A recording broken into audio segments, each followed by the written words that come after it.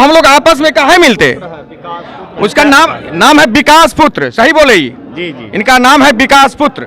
जो कैंसर का रूप ले लिया था उसको हम लोगों ने समाप्त करके देश के लोगों से जो हमने वादा किया था 2019 में 39 आया था। 2019 के बाद 2024 के बाद। सबसे पहले आप सभी दर्शकों को मेरा नमस्कार। मैं हूं विमलेश कुमार और आप देख रहे हैं number one Bharat. Number one Bharat के इस प्लेटफॉर्म पर आज मैं यहां पे सोनबरसा राज जो कि सहरसा जिला के अंतर्गत आता है और मधेपुरा लोकसभा के अंतर्गत आता है। सहरसा जिला के ये अभी मैं यहाँ पर उपस्थित हूँ सोनबरसा राज में, और सोनबरसा राज में एनडीए गठबंधन की जो है प्रखंड स्तरीय बैठक का आयोजन किया गया था। और उस बैठक में देखिए यहाँ पर जो लोग उपस्थित हैं, बहुत सारे कार्यकर्ता हैं, पदाधिकारी हैं।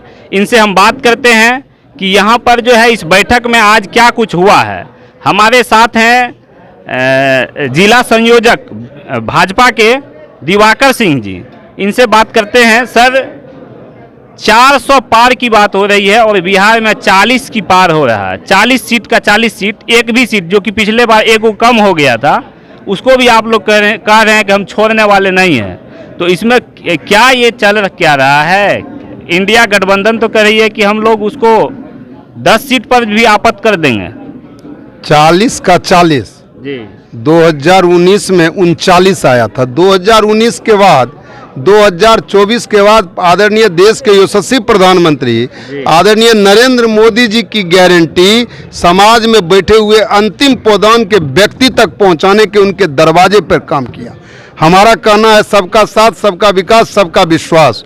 वह अंत्योदय हो, आयुष्मान हो। आयुष्मान ही अगर कार्ड बना तो समाज के सभी वर्गों को, किसी एक जात और समाज के लिए नहीं। इसलिए हमने 40 का 40 का, हमारे साथ बिहार के यशस्वी मुख्यमंत्री आदरणीय नीतीश कुमार जी हैं जिनका कहना है न्याय के साथ विकास। 2015 से पहले की बिहार और 2005 का बाद की बिहार। इसलिए हमने काम किया।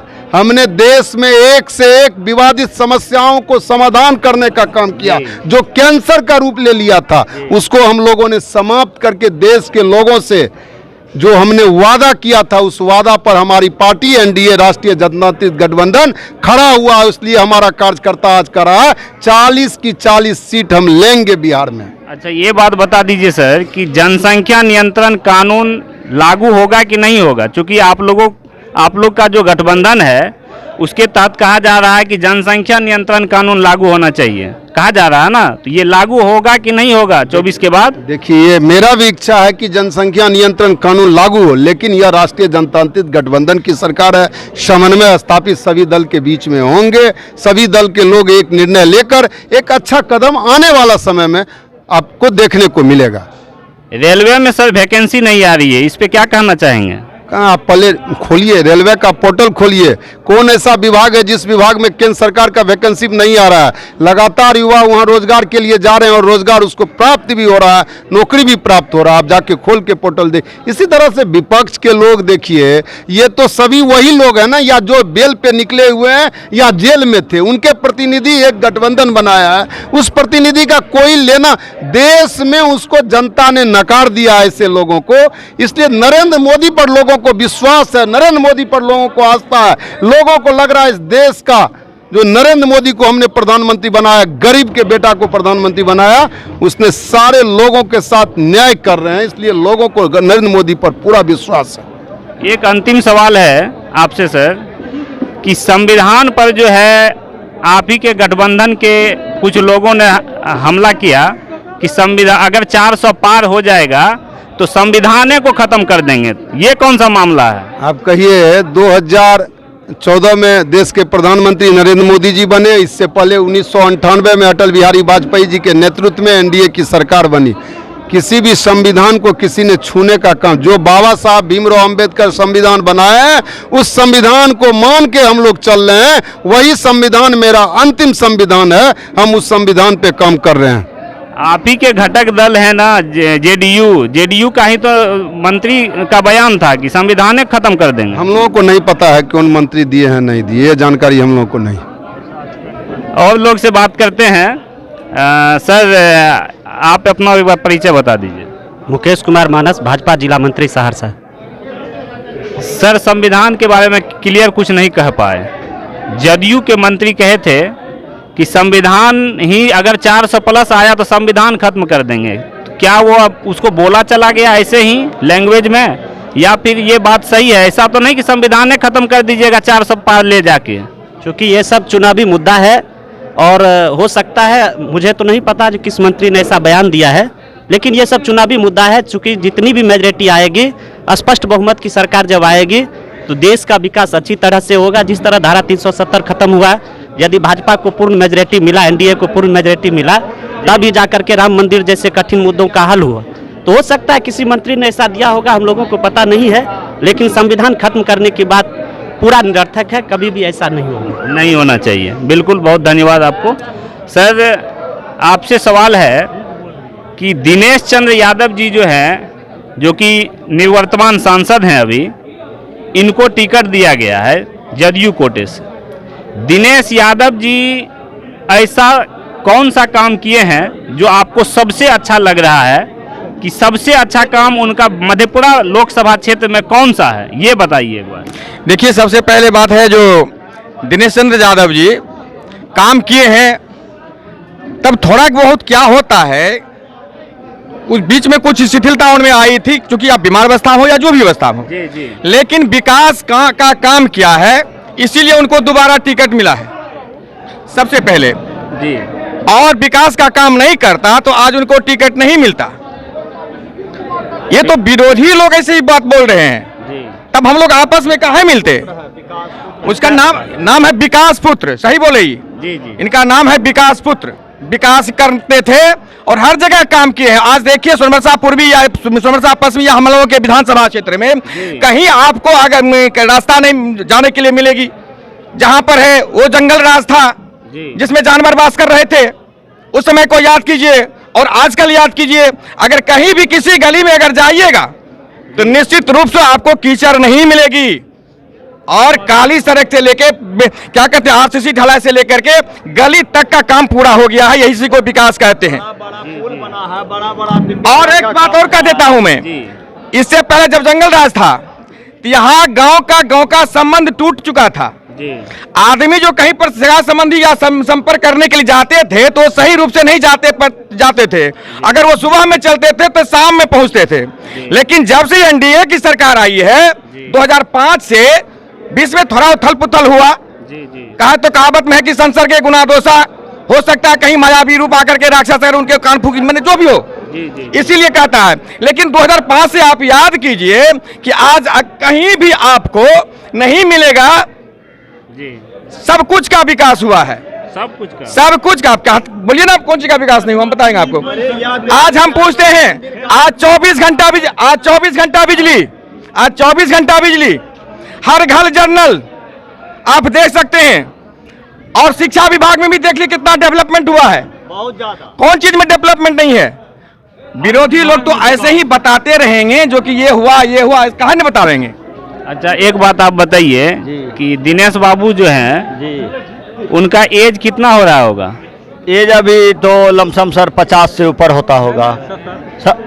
तो ऊपरे बताए ना, हम ऊपर बताए 60 हो या 65 हो, जो 60 प्लस है, 70 के बीच में है। क्या मधेपुरा लोकसभा में एनडीए गठबंधन के तहत इतनी पार्टियां हैं, इतने युवा नेता हैं, 60 साल में जानते हैं कि लोग एक्सपायर कर जाते हैं, लगभग जो रेशियो है। लेकिन इतना युवा नेता है, इतने अच्छे अच्छे कार्यकर्ता हैं, लेकिन उनको मौका क्यों नहीं दिया जाता? बार बार इन्हीं लोगों को क्यों मौका दिया जाता है? जो है सर काम करने में आगे है, बहुत ज़्यादा काम करता है। कोई भी आदमी जाता है, सबका बात सुनता है, सबको सम्मान देता है। इसलिए हम लोग को दिनेश चंद्र बाबू नेता चाहिए। यह गरीब का नेता है, विकास पुत्र नेता है, गरीब का नेता। हाँ, ऐसा नेता चाहिए हम लोग को। आपको कुछ हेल्प किए हैं? जी, बहुत मदद किया है। जो भी काम पड़ता है जाते हैं तो तुरंत काम सुनता है, देखता है, करता है, करवाता भी है। ऐसे तो नहीं बोल रहे हैं? जी नहीं। और हम लोग भारी मत से दिनेश बाबू को जिता के दिल्ली भेजने का काम करेंगे। बहुत अपार वोट से जीतेगा दिनेश चंद्र बाबू। बहुत अच्छा नेता है, गरीब का नेता है। और लोग से बात करते हैं। आप बताइए सर कि नरेंद्र मोदी फिर से प्रधानमंत्री बनेंगे या इंडिया गठबंधन से राहुल गांधी बनेंगे? नरेंद्र मोदी जी बनेंगे।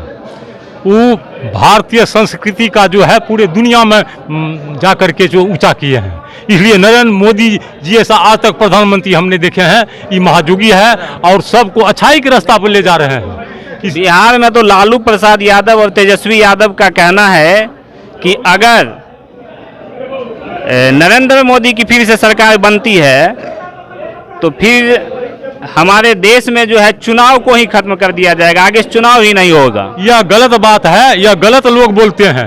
नरेंद्र मोदी जी एक महान लोग हैं, वो सबका विकास करने के लिए मने तैयार हैं। लालू यादव तेजस्वी यादव बोलते हैं, ये भी तो यादव है जिससे आप पूछ रहे हैं। आप कौन सा जाति से हैं? मैं विद्यानंद यादव हूँ, घर मैना है। अच्छा, जी। यादव तो लालू यादव को न वोट नहीं, हम लोग जातिवाद में है। ये लालू जी से ऊपर उठ करके सोच कर करके हर वर्ग हम लोगों के संग में है। दिनेश साहू जैसा विकास किए, आज तक लोकसभा में कोई विकास नहीं किए हैं। विकास पुत के नाम से वैसे नहीं जानते हैं। जितना सड़क है, जितना पुल है, सभी जितना NH है, सब दिनेश साहू का देन है। अच्छा, कितना वोट से जो है जिता दीजिएगा दिनेश बाबू को? अब की बार 4 लाख से ज्यादा वोट से जीतने वाले हैं दिनेश बाबू। ये गरीब गुरुआ के रहनुमा हैं और दबे कुचले की आवाज है दिनेश यादव, और कोसी के विकास पुत्र है दिनेश यादव। जहां नरक था वहां सड़क बनाए हैं दिनेश बाबू, चप्पा चप्पा का विकास किए हैं, गरीबों के आवाज को बुलंद करने वाले हैं। इसलिए इनका नाम कोसी में उत्तर बिहार के गौरव और विकास पुत्र के नाम से दिनेश यादव को जाने जाते हैं। अच्छा, एक और यहाँ पे देखिए, बहुत सारे लोग हैं, कार्यकर्ता हैं और पदाधिकारी हैं। चूंकि NDA गठबंधन की जो है बैठक चल रही थी, सर आपसे मैं पूछना चाह रहा हूँ कि मधेपुरा लोकसभा से अभी निवर्तमान सांसद हैं दिनेश बाबू, दिनेश चंद्र यादव, जिसको कि आप लोग विकास पुरुष कह रहे हैं। क्षेत्र में एक मिनट सर, सहरसा में जो है जाम की स्थिति बनी हुई रहती है, ये उनको नहीं दिखाई देता है कि ओवरब्रिज का कम से कम निर्माण करवा दें? ये तो काम उन लोग का है, नेता सबका करना चाहिए। बहुत जाम रहता है, हम भी जाम में कभी बार फंसे हैं। इस क्षेत्र के बहुत सा काम किए हैं वो, और हम लोग का ये भी मांग है कि बख्तियारपुर से लेके बिहारीगंज तक का पुराना रेल लाइन था, वो लाइन भी चालू हो जाना चाहिए। और सर्वे मांग कर रहे हैं, ये मांग कर रहे हैं। सर आपसे सवाल रहेगा सर कि सहरसा में चूंकि सब लोग जान रहे हैं कि जाम की कैसी स्थिति वहाँ पे होती है, कैसे कैसे लोग वहाँ जो स्ट्रगल करते हैं, तो आप मांग ऐसा कुछ रखिए सांसद साहब से कि आगे अगर वो जीत के जाते हैं, जैसा कि आप लोग कह रहे हैं कि 4 लाख प्लस से जिताएंगे, तो 4 लाख प्लस से जिताइएगा तो विकास का भी तो काम होना चाहिए। चूंकि सहरसा जिला है और वहाँ पर एक ओवर ब्रिज तक नहीं बना है, तो ये तो ठीक बात नहीं है। तो क्या कहना चाहते हैं आप? एकदम ये आपका ये कहना यथार्थ है, और हम लोग पुरजोर उनसे फरमाइश करें, हम लोग आग्रह कर रहे हैं कि हर हालत में अगर इस बार आप जीत के जाएंगे तो सबसे पहला काम ओवरब्रिज बनाइए। जाम की स्थिति बहुत ज़्यादा महत्वपूर्ण है। निश्चित रूप से सर, कहिए सर। और साथ ही साथ एक और हम लोग का डिमांड है बहुत महत्वपूर्ण इस क्षेत्र के लिए। सिमरी बख्तियारपुर से बिहारीगंज ट्रेन सर्वे भी हो चुका है, बहुत पुरानी मांग है।